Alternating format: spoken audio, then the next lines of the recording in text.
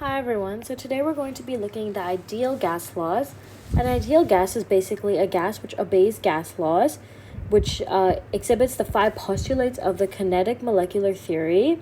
And these gas laws include Boyle's law, Charles' law, and Gay-Lussac's law.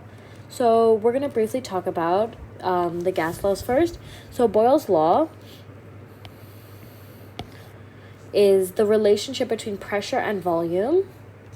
So it basically states that if the pressure of a fixed mass of a gas at constant temperature is doubled, the volume halves. So it has an inverse relationship.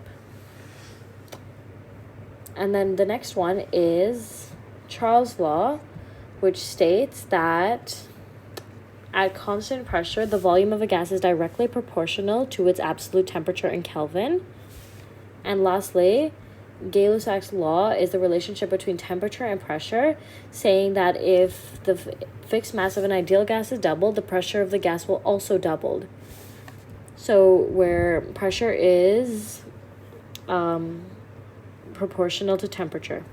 So these are put together to make the combined gas law, which we know as PV over T equals K.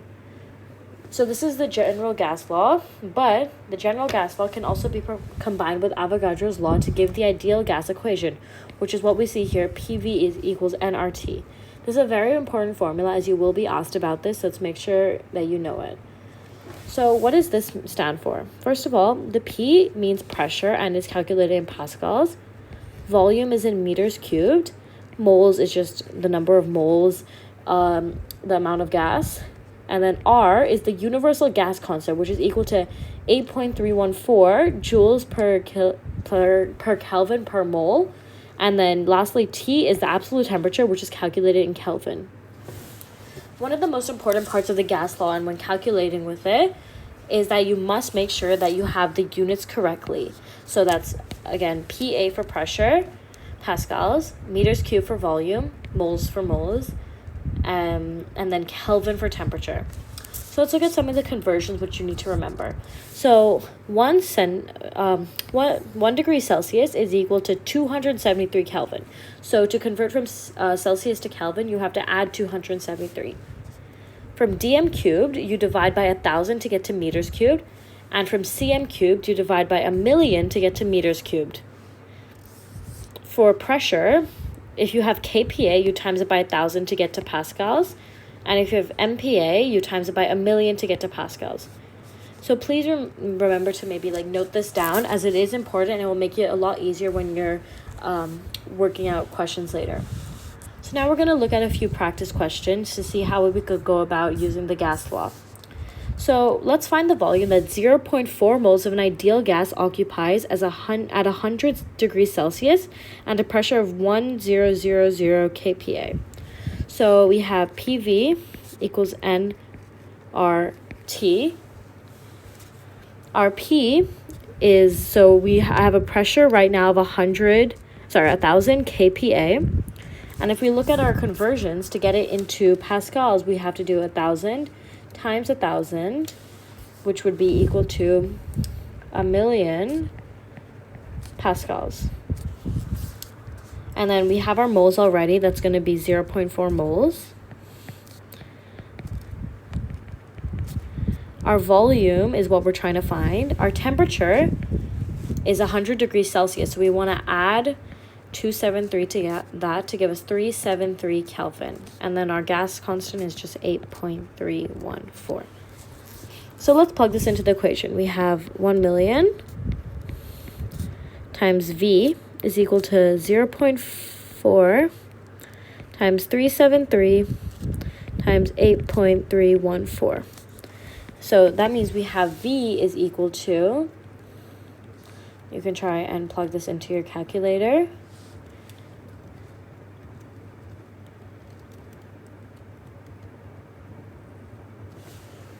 .00124 meters cubed. But then since it's a very small number, we can multiply it by 1,000 to get it in dm cubed. So that would give us 1.24 dm cubed, and Then again, if we wanted to get into centimeter cube, we'd times it by a million from here, which would give us 1240 cm cubed. So now let's try one more question. So we're going to find the pressure that 0.05 moles of a gas, which occupies 200 cm cubed, and exerts a temperature of 50 Kelvin. So our formula, PV equals nRT. So our pressure we want to find. Our moles is equal to 0.05. Our volume is equal to 200 cm cubed, which would be equal to, we divide by a million, 0.0002 meters cubed. Let's just check if our conversions are right. Yep. And then our temperature is already in Kelvin, so that's okay. And again, our gas constant, just 8.314. So let's plug this in. So we are doing P times 0.0002 is equal to 0.05 times 8.314 times 50. So our pressure is going to be equal to 0.05 times 8.314 times 50 divided by 0.0002. 103,925 pascals. And we can divide this by 1,000 to get it in kPa. 925 kPa.